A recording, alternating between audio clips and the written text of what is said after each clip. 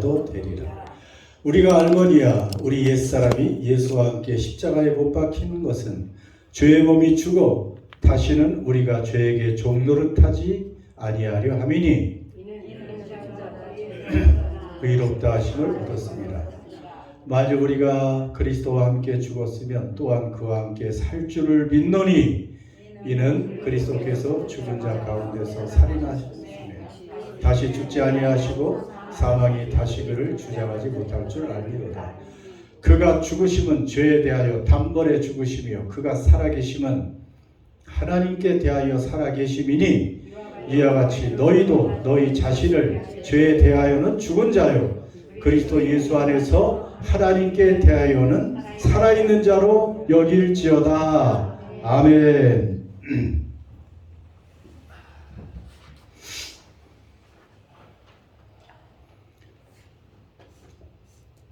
예, 우리는 2026년 부활절을 맞이했지만 세상은 그렇게 밝게 보이지 않습니다. 우리가 잘 아는 것처럼 미국과 이란의 전쟁은 언제 끝날지도 모를 그런 여전한 미궁 속에 빠져 있고, 그래서 많은 인명피해도 날 뿐 아니고 점점 이제 경제적인 그런 문제들이, 경제적 피해가 세계적으로 점점 확산되고 있는 이제 그러한 시대를 우리가 살고 있습니다. 그래서 우리는 내일을 알 수가 없어서 불안하고 내일을 장담하지 못하기 때문에 평안보다 염려가, 그리고 기대보다 두려움이 우리를 사로잡을 때가 많이 있습니다. 그런 세계 경제에 세계 돌아가는 것도 있지만 오늘 아침에 한번 찾아봤더니 뉴질랜드에서 매일 이 세상을 떠나는 사람들이 몇 명인가 봤더니 매일 몇 명일 것 같아요? 뭐 그렇게 많진 않아요. 큰 나라가 아니니까. 그래도 매일 100명, 평균 100명씩 세상을 떠나고, 대한민국은 10배라 그런지 9천에서 10,000명 정도가 매일 세상을 떠납니다. 세계적으로는 17만 명이 매일 세상을 떠나고, 그렇게 죽음이라는 것이 멀리 있는 게 아니에요. 매일 우리 주변에서 이렇게 100명이 또 1000명이 수십 명, 만 명이 떠나는 거예요. 우리의 삶 가운데 죽음이 늘 들어와 있습니다. 그것을 우리가 기억하고 살아야 되죠. 자, 이러한 시대에 이러한 우리 인간의 그런 존재의 중심, 여기서 우리는 이 2026년 부활절을 어떻게 맞이할까, 그걸 한번 생각해 보려고 합니다. 그런데 지난주에 조금 한 가지가 더 추가하고 싶은 것이 있었어요. 지난주에 우리는 고난주간 설교를 통해서 예수님의 십자가 앞에 우리 다 갔었잖아요. 그 십자가 앞에 쏟아진 것들이 있었죠. 무엇이 쏟아졌어요? 거기에 그 큰 카밥이 의미했던 하나님의 무엇이 쏟아졌어요? 하나님이 무서운 진노와 심판이 쏟아져 내렸죠. 그 하나님의 진노와 심판, 그와 함께 우리 어린 양 예수가 제물로 그 피가 또 거기에 쏟아져서 그 피는 지금까지 계속 흐르고 있고요. 온 인류의 죄를, 저와 여러분의 죄를 넉넉히 씻는 그런 보배로운 피로 지금도 흐르고 있죠. 그래서 십자가 앞에서 쏟아진 것만 생각했는데 하나님의 그 무서운 진노와 심판, 그것을 다 감당해낸 예수 그리스도 어린 양. 그런데 거기에 뭐 시간이 다 없었으니까 다 할 수는 없었죠. 거기에 무엇이 또 쏟아졌는가? 십자가에 무서운 진노와 심판과 함께 그 십자가에 무엇이 쏟아졌어요? 하나님의 사랑이 쏟아진 거예요. 하나님의 사랑이 동시에 쏟아진 것입니다. 그 아들까지 아낌없이 우리에게 내어주시는 그 하나님의 사랑이 그 십자가에 쏟아졌다는 그 생각을 하면서 이거 도저히 그냥 또 넘어갈 수 없겠다 해서 여러분 그 사랑이 얼마나 큰지 그것은 예수님의 그 피를 쏟은 것처럼 하나님의 사랑이 쏟아 부어졌던 거예요. 그 사랑이 예수의 피와 함께 오늘 우리 믿는 자들에게도 흐르고 있다는 것을 여러분 믿습니까? 하나님 아버지의 사랑이 얼마나 큰 것인가를 참 우리는 모를 때가 많이 있어요. 너무 큰 사랑은 깨달을 수가 없습니다. 그런 예를 들었었죠. 너무 작은 소리는 우리가 못 들어요. 그렇잖아요. 너무 작게 제가 얘기하면 설교도 듣기 힘들잖아요. 근데 너무 큰 소리도 또 못 들어요. 인간은. 하나님이 그렇게 기가 막히게 만드셨잖아요. 지금 지구가 하루에 한 번씩 자전을 하고 태양을 돌고 있는데 이 소리가 사실은 우리가 그걸 들으면 금방 우리는 죽어버려요. 다 터져버리고 그렇게 큰 소리도 못 듣게 하고 작은 소리도 못 듣게 하고 하나님의 사랑이 너무 커서 그런지 우리의 이 감정으로 이 가슴으로 이것을 도대체 깨달을 수가 없는 것 같아요. 여러분 십자가에 쏟아주신 그 사랑을 여러분이 아마 제가 그것을 다 심장으로 깨닫는다면 여러분 그것은 우리의 심장이 아마 터질 거예요. 그래서 그럴까요? 너무 우리는 무감각하게 살 때가 많이 있어요. 그래서 바울이 어떤 기도를 드렸냐 하면 이런 기도를 드렸어요. 에베소 교회 성도들에게 이 기도를 드렸습니다. 같이 읽습니다. 믿음으로 말미암아 그리스도께서 너희 마음에 계시게 하시었고 너희가 사랑 가운데서 뿌리가 박히고 터가 굳어져서 능히 모든 성도와 함께 지식에 넘치는 그리스도의 사랑을 알고 그 너비와 길이와 높이와 깊이가 어떠함을 깨달아 하나님의 모든 충만하신 것으로 너희에게 충만하시기를 구하노라. 아멘. 그래서 여러분 우리는 무엇보다도 어디에 뿌리를 박고 서야 돼? 그리스도인들은 뿌리를 박아야 되는데 어디에? 사랑 가운데서. 그러니까 하나님이 나를 그렇게 사랑하신다는 것을 모르면 믿음도 흔들리는 거예요. 나를 하나님이 이토록 사랑하시는구나. 그걸 믿습니까 여러분? 우리 김재석 집사님 하나님이 얼마나 사랑하신다 하는 것을 절절히 느끼세요? 네, 아멘, 아멘 하셨습니다. 예. 이걸 느껴야 돼요. 근데 저도 가끔은 뭐 진짜 하나님이 날 사랑하실까? 잠깐 내게서는 출장을 가셨나? 막 이런. 여러분 하나님이 나를 한순간도 눈을 떼지 않고 하나님이 그렇게 이 사랑으로 나를 바라보고 계시다는 그 사랑이 느껴지고 믿어지고 확신 있는 사람이 믿음에 견고하게 서는 거예요. 그러니까 하나님이 세상을 이처럼 사랑하사 나를 이처럼 사랑하사 독생자를 주신 거 나 때문이에요. 나를 그렇게 사랑하신다는 것입니다. 그 캄캄한 흑암 얘기했잖아요. 그래서 우리가 해야 될 일이 뭐냐면 사랑이 얼마나 큰지를 깨닫는 것인데 19절에 보면 네 가지로 그 사랑의 뭐? 너비, 길이, 높이, 깊이 그것을 깨달으라는 거예요. 그것을 깨달아갈 만큼 여러분의 믿음이 성장하고 믿음이 견고해지는 거예요. 그 하나님의 사랑을 아는 그 크기만큼 여러분의 믿음이 있는 거예요. 그래서 높이를 한번 깊이 높이부터 생각해 봤어요? 하나님의 사랑이 얼마나 높은가? 인간의 사랑과 다르잖아요. 하나님은 우리가 도달할 수 없는 영광스러운 그 하늘 높은 곳에 만왕의 왕으로 계신 그분이 땅으로 내려오셨잖아요. 그 사랑이 얼마나 높아요. 어떤 인간의 사랑의 높이와 이것은 필정할 수가 없습니다. 그 높이, 우리를 권하게 해서 내려오신 그 사랑, 깊이는 또 어때요? 그 사랑의 깊이. 우리 때문에 십자가까지 가시고 또 어디까지 내려가셨어요? 무덤에까지 가시고 또 어디까지 더 내려가셨어요? 정확히 보면 지옥에까지 잠시 내려가셨습니다. 헬까지. 얼마나 사랑이 깊은지 우리를 그 지옥에서 건져 올리시려고 내려가신 거예요. 그 사랑의 너비가 뭔지 알잖아요. 폭이 또 얼마나 넓은지.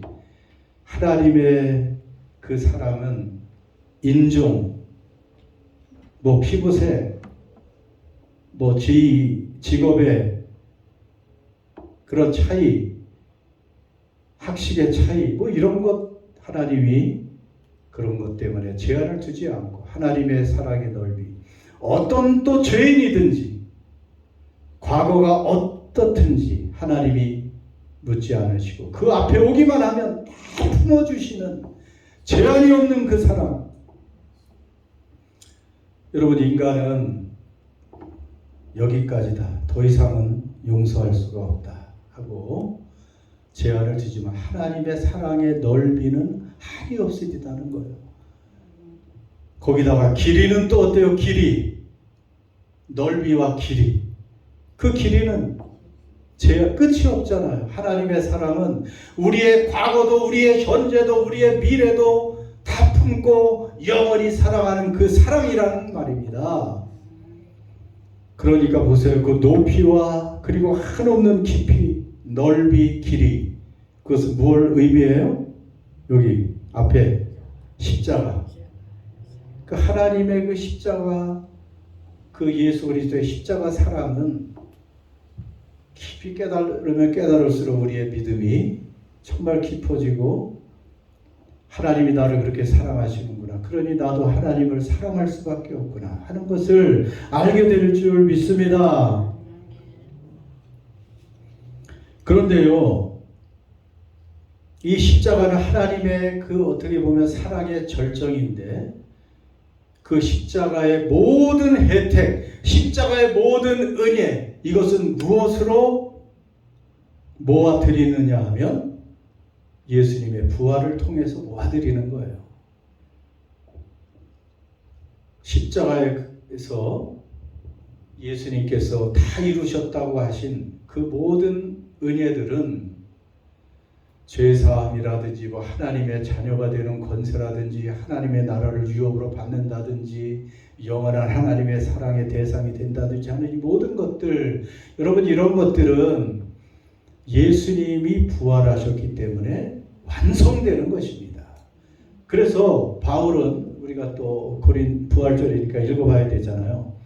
고린도전서 15장 보면, 자, 같이 또 읽습니다. 그리스도께서 다시 살아나신 일이 없으면 너희 믿음도 헛되고 너희가 여전히 죄 가운데 있을 것이요, 또한 그리스도 안에서 잠자는 자도 망하였으리니 만일 그리스도 안에서 우리가 바라는 것이 다만 이 세상의 삶뿐이면 모든 사람 가운데 우리가 더욱 불쌍한 자로다.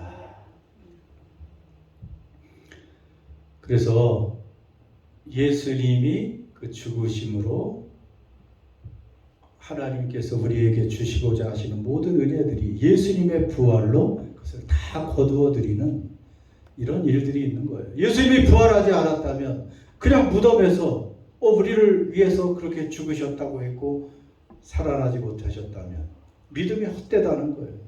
우리의 죄에 여전히 죄 가운데 있다는 거예요. 그리스도 안에서 죽어도 부활도 없는데 무슨 소망이 있어요.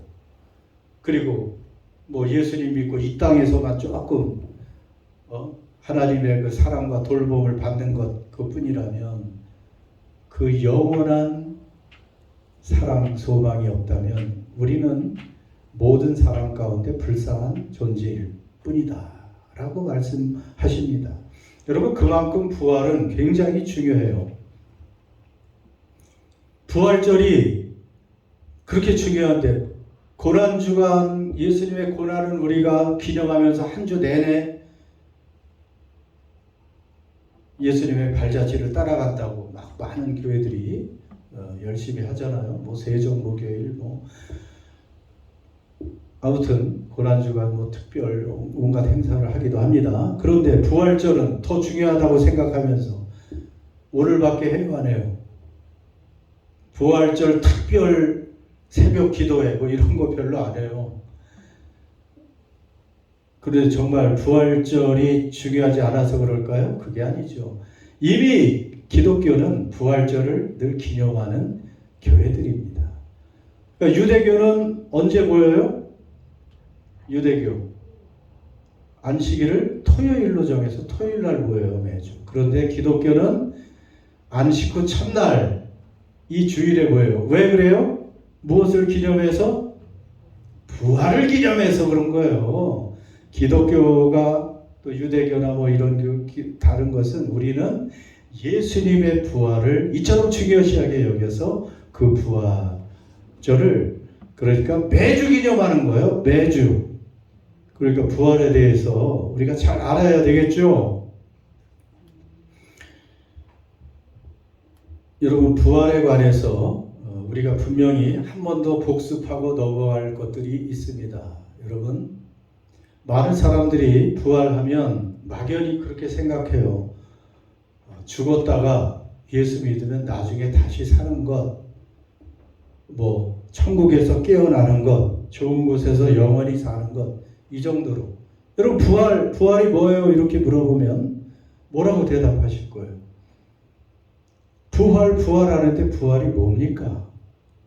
물론 예수님이 부활하셨어요. 근데 여러분도 이제 부활할 건데 부활이 뭐예요? 예? 다시 살아나는 거. 그냥 이렇게 죽었다가 깨어나는 거. 그래서 계란처럼 이렇게 깨고 다시 이렇게 병아리로 해서 다시 살아나는 거. 물론 생명이 꺼졌다가 다시 심장 박동이 일어나고 호흡을 하고 살아나는 거, 그것도 부활이죠. 그러나 자, 은혜나눔교회 성도들은 부활이 뭐냐 이렇게 물어보면 정확히 대답을 하셔야 됩니다. 부활은 변화다. 기억해요? 그렇게 대답을 해야 된다고. 부활은 변화입니다. 변화되는 거라고. 우리가 그냥 깨어나는 게 아니에요. 저 보세요.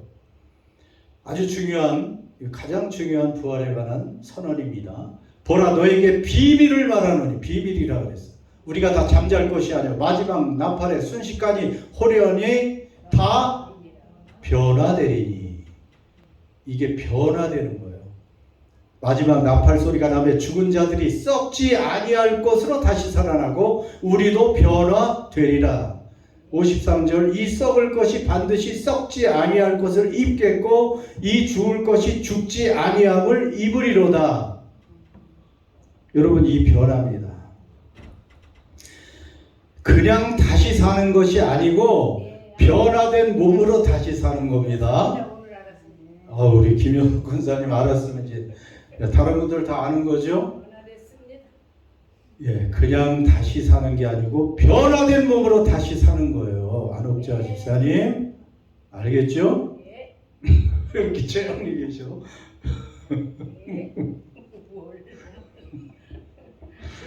예, 아니야. 예, 변화된 몸으로 다시 사는데 썩을 몸이 어떤 몸으로? 썩지 아니할 몸으로. 죽을 몸이 어떤 몸으로? 죽지 않을 몸으로. 다시는 병들고 늙던 몸이 다시는 병도 안 들고 늙지도 않는 그러한 몸으로. 그래서 그걸 영광의 몸이라고 그래요. 신령한 몸. 그걸로 부활하는 그것이 변화되는 것이 부활인 거예요. 그냥 이렇게 늙어서 그냥 이렇게 또 병들어서 죽었는데 그냥 그 모습으로 눈 뜨면 그거 뭐 특별한 부활이 아니잖아요. 그런데 놀랍게도 이렇게 완전히 영광스러운 몸으로 영원히 살 그러한 몸으로 부활하신 예수님 같은 그러한 몸으로 우리도 새 몸으로 부활한다는 것입니다. 믿습니까? 네. 여러분, 이게 사실은 최대 소망이에요. 이것이 우리의 최고 소망인 줄 믿습니다. 이제 부활을 기점으로 우리는 죽지도 않고 썩지도 않고 늙지도 않고 병도 들지 않고 그 영광스러운 가장 아름다운 몸으로, 눈부신 몸으로 영원히 살게 되는 것입니다. 여러분, 이것이 부활의 은혜인 줄 믿습니다. 이 영광스러운 몸으로 빨리 갈아입고 싶지 않으세요? 아니, 갈아입고 싶지 않냐고, 이 몸으로. 저는 빨리 갈아입고 싶어요, 솔직히 말해서. 사도 바울도 이 비밀을 알았기 때문에 이 두 육체 가운데 그냥 사도 바울은 또 특히 그랬을 거예요. 몸이 늘 아팠어. 가시가 있어가지고 사탄이 찌르는 그 가시 그냥 하루도 한순간도 안 아플 때가 없으니 사도 바울은 차라리 이 몸을 떠나서 새 몸으로 좀 갈아입고 싶다. 그 약속이 있었으니까. 그런데 할 일이 있어서 남아 있었던 것이죠. 여러분, 이 변화될 영광스러운 몸으로 변화될 그것이 있으면, 이 소망이 있으면 여러분 두려울 것이 없는 거예요. 우리는 최대 두려운 적이 사망인데 그 후에 우리는 이 영광스러운 몸으로 변화되는 것이 사망을 통해서 가는 것이기 때문에 두려울 거 뭐가 있어요? 그리고 세상 부러울 것이 뭐가 있습니까? 이런 보증이 있는데 여러분, 지금 누군가 이제 의학이 발달하고 AI 첨단 기술이 발달해서 이제 알약 3알만 먹으면 더 이상 늙지도 않고 아무 병도 안 생기는 그런 이제 유전자로 바뀌고 영원히 살고 또 영원히 즐겁고 기쁘게 사는 그러한 약이 있다면 사겠어요, 안 사겠어요? 물론 싸지 않습니다. 한 사람당 200억은 내야 될 거예요. 200억. 그거 사겠어요, 안 사겠어요? 어떻게든지 사야 되지. 자, 아무튼 200억, 300억, 1000억, 1조, 100조 줘도 그거 우리가 사요, 못 사요? 못 사는데 누구를 통해서? 예수 그리스도를 믿음으로 그분의 부활에 동참함으로 우리는 그 몸이 된 줄 믿습니다. 그 뭐가 부러워요? 그러니까 부러울 것이 없는 사람들이에요. 자, 그리고 예수님의 부활은 아까도 말했지만 그냥 다시 살아난 것이 아니고 예수님은 특별해요. 예수님은 어떤 식으로 부활하신 거냐면, 자, 어떻게 부활하셨나 보세요. 18절. 예수께서 나와 말씀하여 이르시되 같이요, 거기 하늘과 땅의 모든 권세를 내게 주셨으니. 그러니까 부활하신 예수님이 제자들에게 말씀하시는 거예요. 부활하심으로 모든 하늘과 땅의 권세가 주님께 주어주신 거예요. 그러니까 정식 왕이 되신 거예요. 부활하심으로.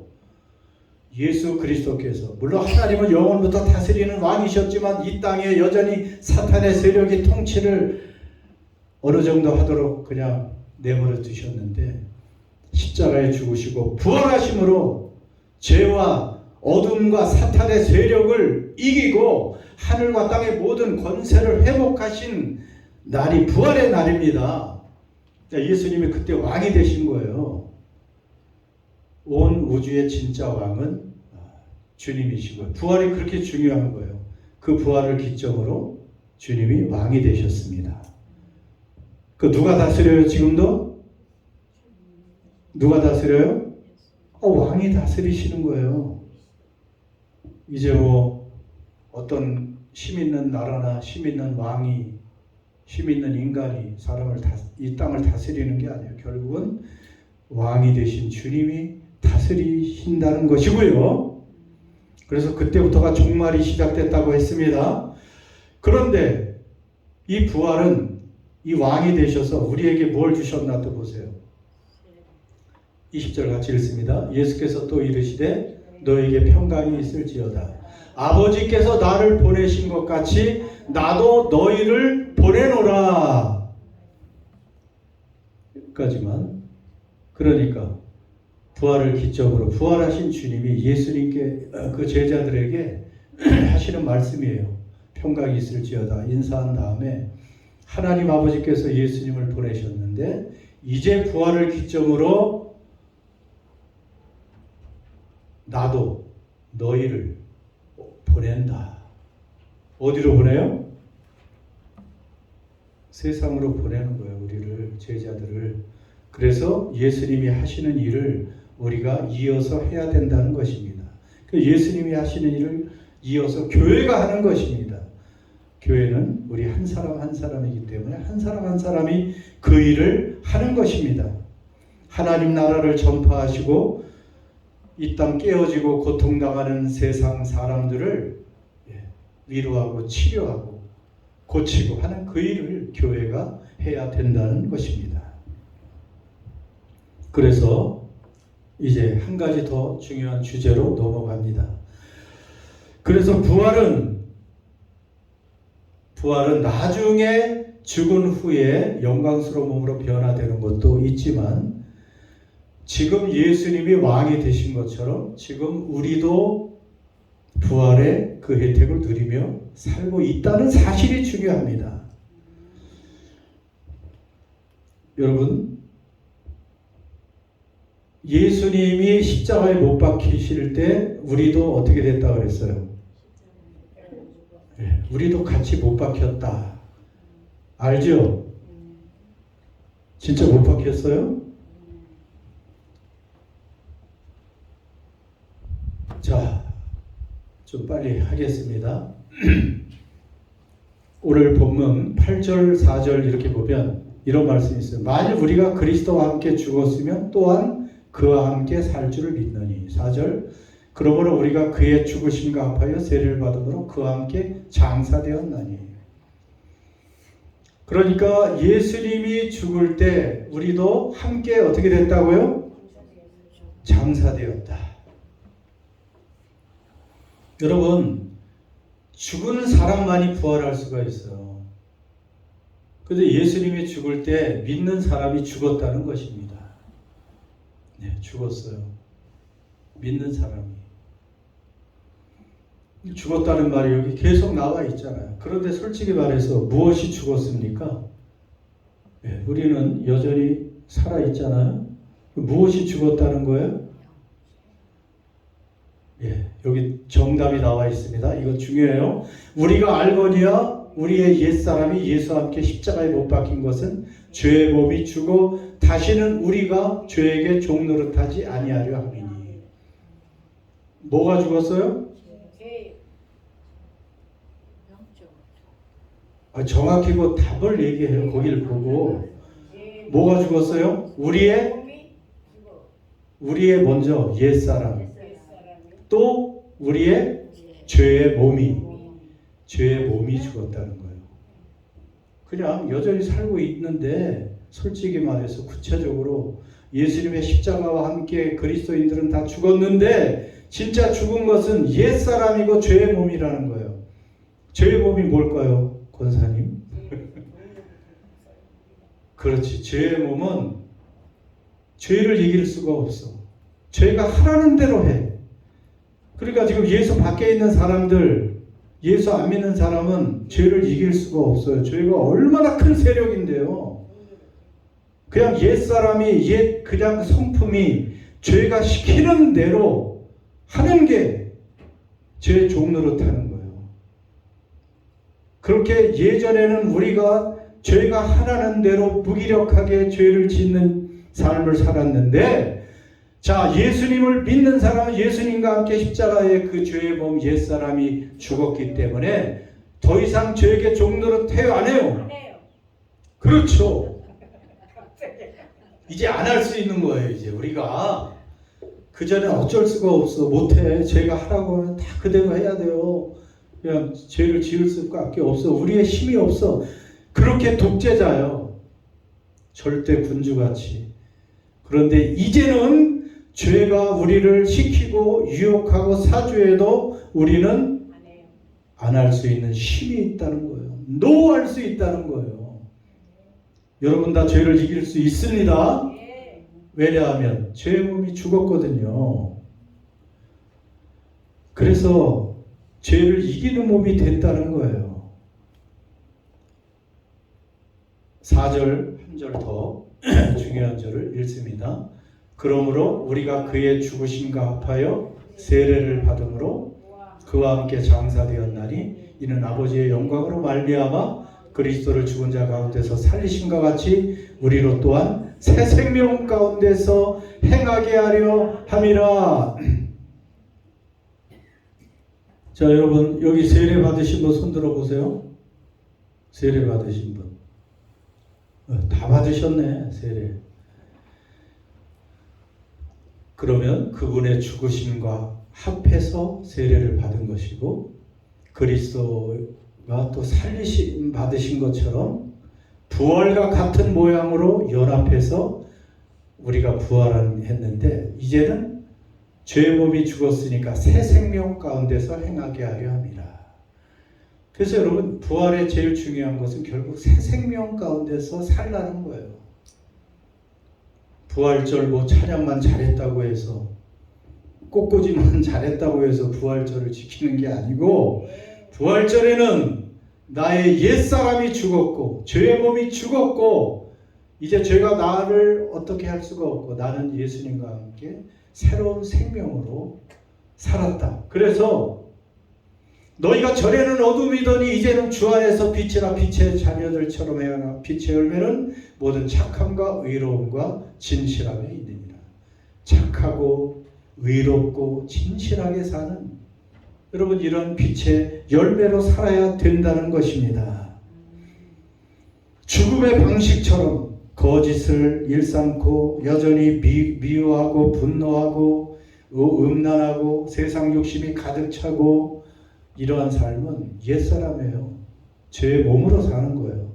사랑하고 진실되게 순종하고 용서하고, 여러분, 이러한 거룩한 삶이 새 생명의 삶, 부활의 삶인 줄 믿습니다.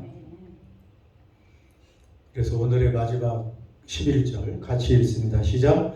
이와 같이 너희도 너희 자신을 죄에 대하여는 죽은 자요 그리스도 예수 안에서 하나님께 대하여는 살아있는 자로 여길지어다.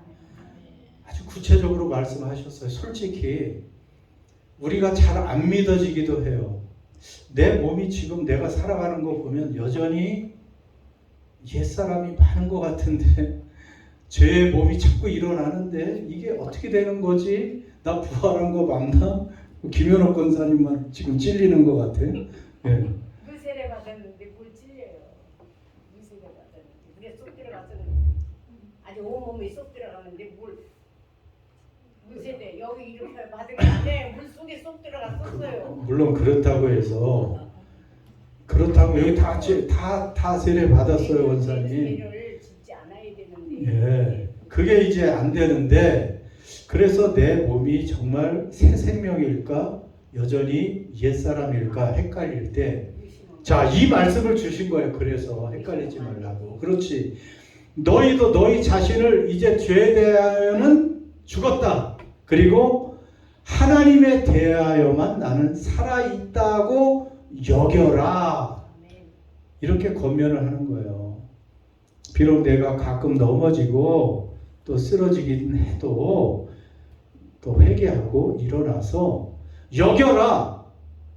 이제 죄의 몸은 죽었다. 죄는 더 이상 나를 주관할 수 없다. 하나님만이, 성령님이 나를 주관하신다. 여겨라. 영어는 카운트라고 되어 있어요. 카운트해라.